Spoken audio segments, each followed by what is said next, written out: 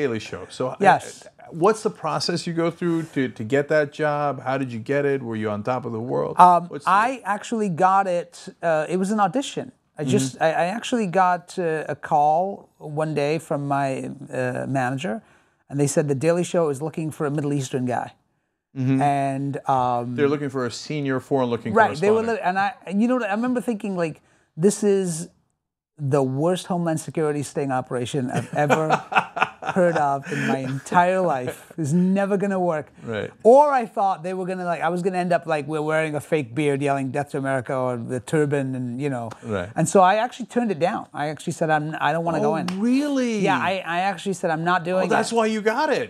Well, it was weird because they called back like 10 minutes later and they said, no, it's for a correspondent. And they want you to come down. And it was a one-off gig. It was like they just wanted like a real, they wanted a correspondent in the Middle East who was supposed to be a Middle East correspondent.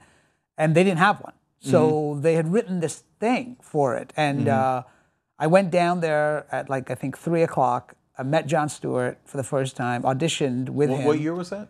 This was 2006. Okay. It was during the Israeli-Hezbollah conflict, and it was about the chat that I did was about that, and did it, and then Jon turned to me and said, "Welcome to the show. You're on tonight," and that was it. And then I was on that night, did the show, and then Jon just kept calling me back, and then for like the next 4 months, Jon would just call me back and have me, and I was actually living out in LA at the time, because I was doing this show called Jericho on CBS, and so I would just fly back to New York and be on they'd call me up, they'd be like, you want to do a chat next week? And then I just go, so like I did that, and then after about 4 or 5 months of that, he offered me a contract and said, you want an office over here? And just start working. And then the rest was, been there ever since. One of the issues that's come up is the Bill Maher, Sam Harris, Ben Affleck controversy. Yeah.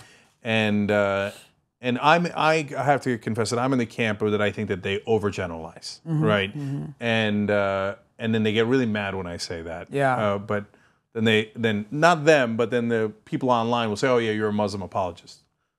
Like, I think you just overgeneralize. But anyway, so do you have a take on all that? Well, I think, look, whenever you are going to identify an entire group of people based on its fringe element, there's only one reason to do that, and that's because you want to. And that's it. And that serves your narrative. What we wanted to do with Halal in the Family, the way it started was that Katie Couric, back in 2010, said something which she said, maybe what American Muslims need is their own Cosby Show to, counter Islamophobia and racism. Maybe we need a Muslim version of the Cosby Show.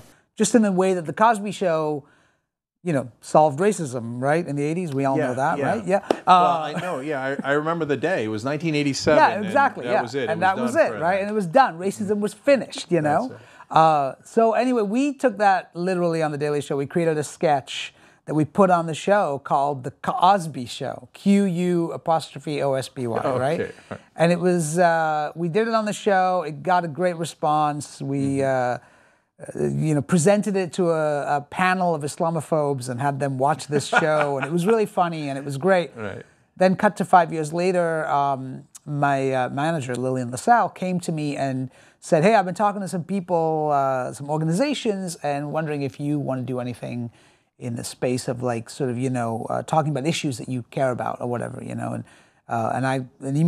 all my years on The Daily Show talking to crazy Muslim haters, I was like, well, I'd love to do something in relation to Islamophobia and anti-Muslim bias and stuff like that. And so I went back to my buddy Miles Kahn, who was a producer of The Daily Show, who had created the original thing that we created on the show, and we sort of dusted off that idea and revamped it.